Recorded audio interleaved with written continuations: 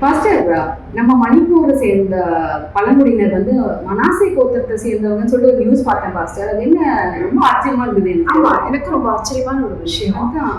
மனாசே யார் தெரியுதா? யோசேப்போட மூத்த மகன் தான் மனாசே. ஆமா.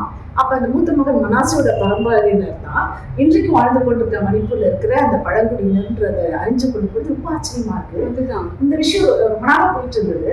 அவங்க இஸ்ரேல் ஜனங்க அதை ஏத்துக்கல. ஆனா மரபணு சோதனையில கன்ஃபார்ம்டா தெரிஞ்சு போச்சு இவங்க மனாசே கோத்திரத்தை சேர்ந்தவங்கன்றது.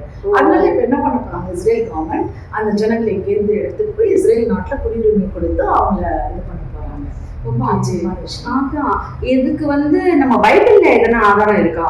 நிச்சயமா இருக்கு. பைபிள் ஆண்டவர் என்ன சொல்லியிருக்காருன்னா, இஸ்ரவேல் ஜனமே பயப்படாதே, கடைசி காலத்துல மேற்குல இருந்து கிழக்குல இருந்து வடக்குல இருந்து நான் உன்னை அழைத்து கொண்டு மலை தேசமாக இந்த தேசத்தில் உன்னை குடி வைப்பேன். அவருடைய வருகை வரும்பொழுது இதெல்லாம் அடையாளமா நடக்கும்ன்றது பைபிள்ல போட்டிருக்கு.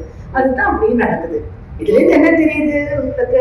இதுல இருந்து என்ன தெரியுதுன்னா, பைபிள்ல போட்டிருக்கிறது எல்லாமே உண்மை. ஏசப்பா சீக்கிரம் வரப்போறாங்கிறது உண்மை. ஆமென். ஆகவே நாம் ஆயத்தமாகவும் மற்றவர்களையும் ஆயத்தப்படுத்துவோம்.